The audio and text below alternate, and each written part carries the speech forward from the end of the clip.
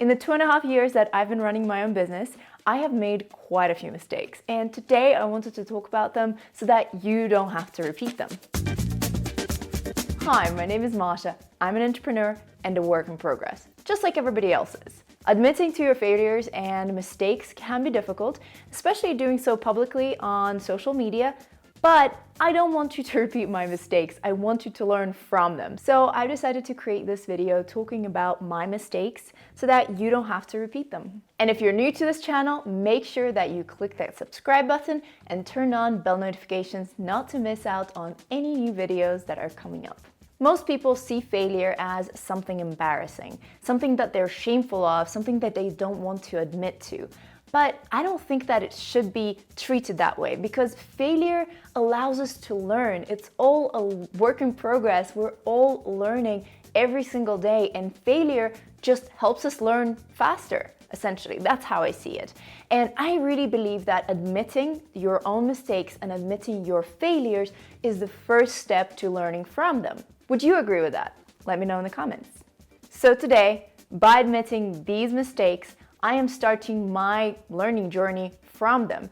And I'm also using you guys as an accountability partner, essentially, because now that you know about what failures and what mistakes I have made, you will keep me accountable to learn from them and not to repeat them. So yeah, enough talking, let's get to those failures and mistakes. Number one is not learning bookkeeping straight away. Starting your own company sounds awesome and lots of fun, which it definitely is, but it also brings this underwater part of the iceberg that is called admin. At least it did for me. I didn't expect it to be as big, and bookkeeping is a big part of that admin work. In fact, it is regular work that if you're a small business, you should learn how to do yourself, at least at the first stages of your businesses. And I believe that every business owner should learn how to do it, especially now that I have gone through some nightmares with my bookkeeping, and now I'm actually in the progress of learning how to do it. It's not very difficult, and there are systems that can help you with that to automate that process, but you still need to understand the basics and how to do it. So don't make my mistake. Learn how to do bookkeeping very early on in your business. Maybe hire someone that can help you. I'm actually doing an online course right now to learn how to do bookkeeping and understand the basics of accounting, and it's helping so much. So yes, I'm starting 2020 on a clean slate in terms of my bookkeeping, and I'm going to become much better at it. Don't repeat my mistake. Learn how to do your own bookkeeping early on into your entrepreneurial journey. Mistake number two is unfortunately trusting people to have my best interests at heart. It goes to my trusting and I guess gullible nature. I just believe in the good in people. I don't want to get rid of that trait, to be honest. I do want to believe in good in people, but sometimes, especially when you're running your own business, you have to understand that people have their own interests first, and especially when you're paying them by the hour, they're not going to necessarily have your best interests at heart. So if you're paying them by the hour, sometimes what's in their interest is to not teach you a process or not help you automate something so that they can spend more time working on whatever you're asking them to help you with. Unfortunately, I've had a case where I've been taken advantage of by somebody who was helping me with some processes in my company, and that didn't feel so good, especially when I figured it out and when I had to confront them about it. It was not a very good process. So yes, keep in mind that people are good, but when it comes to business and this transactional relationship, sometimes people don't have your best interests at heart, and you have to understand what is in their interest, what is in your interest, where those things overlap, and go from that. You have to be very, your judgment can't be clouded when it comes to those things, otherwise people might take advantage of you. Again, people are not bad, but some people see opportunity and they take advantage of it. It's just normal human nature, unfortunately. So yeah, that was mistake number two. Definitely not repeating that again. Mistake and failure number three is doing too many things on my own. It is very easy to become not lonely, but alone when running your own business, especially if you're the sole founder and if you are solopreneur, you're the only person working in the company, you have no one to bounce ideas off of or anything like that. And I am an introvert, so of course for me that's a natural, comfortable state. And I ended up in my head way too much, which meant that there was a whole drama happening in my head, and there were multiple voices talking to each other and everything. I created this crazy image in my head of what my business should be and shouldn't be, of what I should be doing, of my qualities and everything. So yeah, avoid that by talking to other people, by involving other people, whether peers or mentors or anybody, friends, your family. Talk to them about your ideas, talk to them about your business and how you're doing things. Maybe they will help you with, from their experience, right? Maybe somebody has experience in bookkeeping, right? Going back to point number one, maybe somebody can actually help you with that. Or maybe somebody can see that somebody is taking advantage of you because you're trusting them too much. Back to point number two. So bouncing ideas off of other people is wonderful, and talking to them about your business is wonderful. This is something that I need to get better at in 2020 because, again, I get lost in my head. So yeah, don't repeat that mistake. Mistake and failure number 4.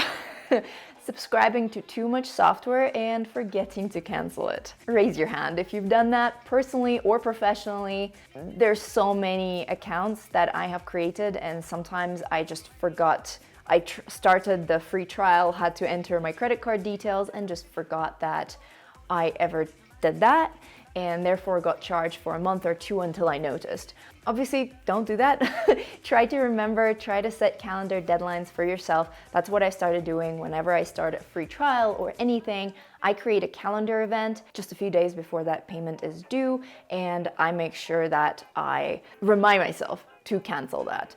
So yeah, do that, because otherwise you'll end up paying more, and it does accumulate. Even if it's something like $10, if you forget to pay it for 12 months in a row, it's going to be $120. What could you have bought with that money? Right now I'm thinking Apple Pencil. Or you could have paid yourself that money. You know, that's also another thing. Mistake number 5 is not having a robust system of how I store files and contracts straight away. I seem to be constantly living in this mentality that tomorrow or in a week, I will have less tasks and I will have more free time to do something. Yeah, that never happens. If you're busy all the time, this is just how things will be unless you significantly disrupt that whole system, and that requires very intentional work and all that stuff.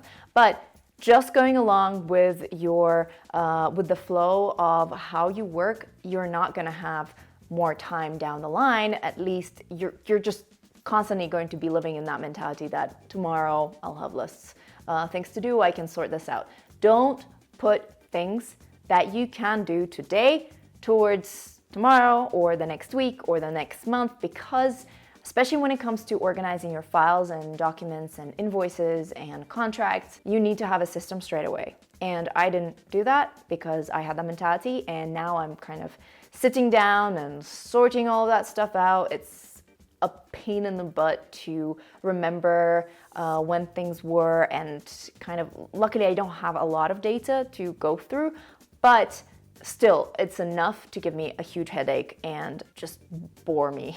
Because it's very boring. So if you set up a system straight away, you won't have to do this bulk work at some point. So you're basically saving yourself time and headache, and you are being organized straight away. So yes, don't repeat my mistake. Make sure that you understand how and what you need to save and create a system for it. Point number 6, not negotiating better payment terms. Negotiating a fee is something that I have definitely nailed at this point. I am pretty confident in my abilities, but payment terms is something that I end up overlooking most of the time because it's just not something that you think of. You think of the actual price, the actual sum of money that you're going to get, but you don't think of when it's going to hit your bank account. That is an important part because you need cash flow, and that really affects your cash flow and your ability to pay for other things and pay yourself. So yes, make sure that you think through your payment terms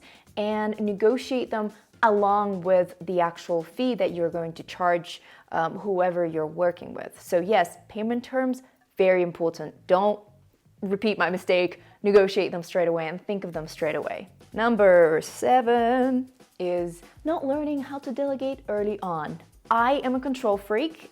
You may have noticed it, you may have not noticed it, but I'm a control freak, and I like to, especially when it comes to my baby, my business, I like to control every single part of it. However, that is not possible because I have a limited amount of hours in a day, and I do need to sleep, eat, and maybe not work at some point of my day.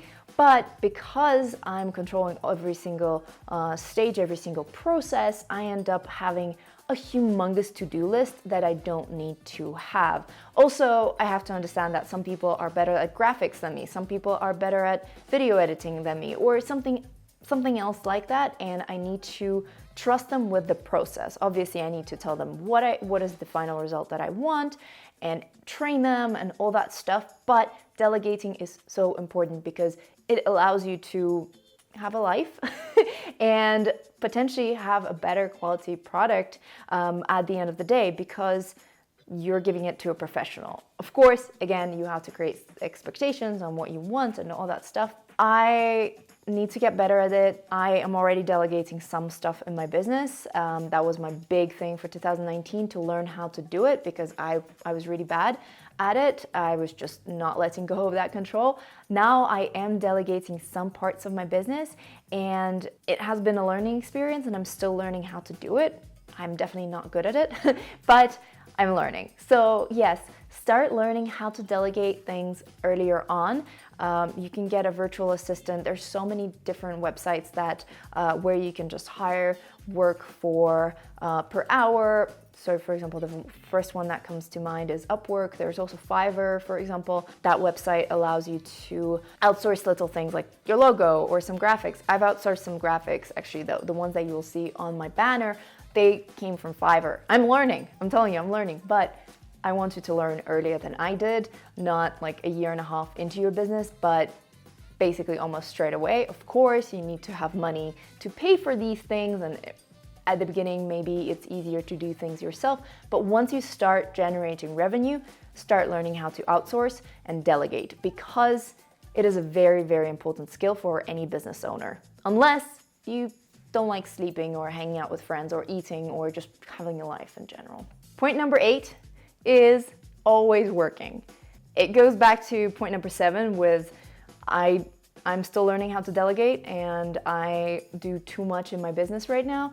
But I have a problem with if I'm not being productive, even if I'm just watching TV and I'm not learning something, I feel bad about myself. And yes, of course, you shouldn't just waste time, but at the same time, you need to be able to have fun, and I kind of forgot how to do that or how to disconnect. So yes, don't forget to set boundaries for yourself on how much you're going to get done during the day, and break it down with attached time that you think it will take, because that way you will not overplan your day, you will not be super upset with yourself because you haven't met your own expectations, and you will actually plan to have some free time in the evening because the list of tasks that you've planned for yourself is not crazy and overwhelming, and you don't have to work until 3 a.m. in the morning just to finish that. So yes, create expectations, set those boundaries, and don't forget to have fun because you deserve it, and you are much more productive when you actually have some free space and time to be bored. I actually made a video about it. I will link it in the description and also over here. And it's all about how to automate, delegate, or to get rid of certain tasks to free up your time and free up that mental space that you really need to be proactive and stay creative. So yes, don't overwork, my friends. Make sure that you give yourself some rest and actually have fun. 2020 is the year when I'm going to learn how to do that. Point number 9, doing too many things for free.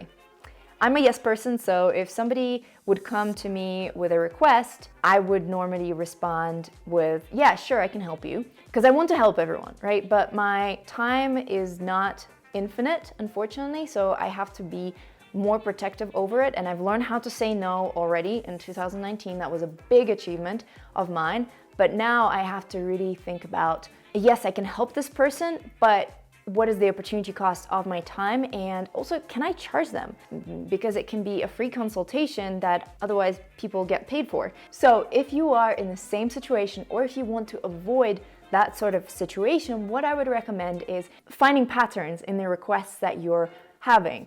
Can I pick your brain? Can you give me some advice on this? Or some other stuff that you could potentially charge money on, but basically finding patterns and starting to create a fee schedule that you can send out to these people and be like, yes, I can definitely help you. This is my hourly fee. Done.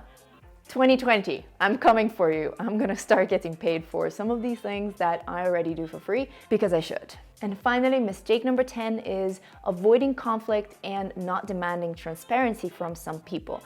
Again, it goes back to people taking advantage of you.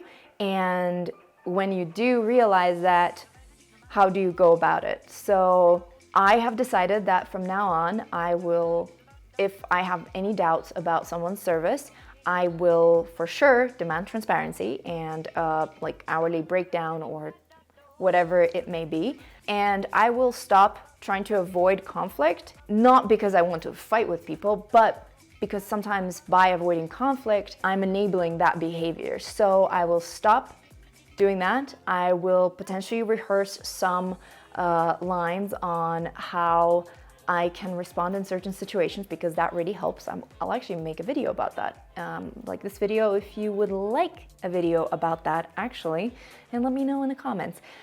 Thinking, brainstorming as we go along. But yes, rehearse some pre-created answers that you can create, or how a conversation can go and what you would respond in different scenarios, and just go for it, because you should not be taken advantage of.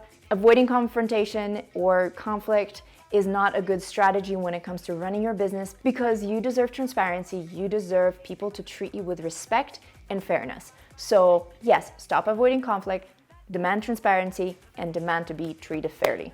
So yes, that was my list of 10 different things that were the biggest themes in my failures and mistakes as an entrepreneur. And it feels weirdly good and relieving to admit those, which I'm very excited about. And I'm also very excited that this is a stepping stone for me to start learning from them and growing from here onwards. I hope that you've also learned something new. Let me know in the comments what it was, or if you've done some of the mistakes that I have listed in this video. And of course, if you've enjoyed this video, make sure you give it a like, share it with someone who would find this information useful, and subscribe to my channel if you haven't subscribed already. We can also be friends on other social media. You can find me as Coding Blonde. Have a wonderful time of the day you're currently experiencing. Bye.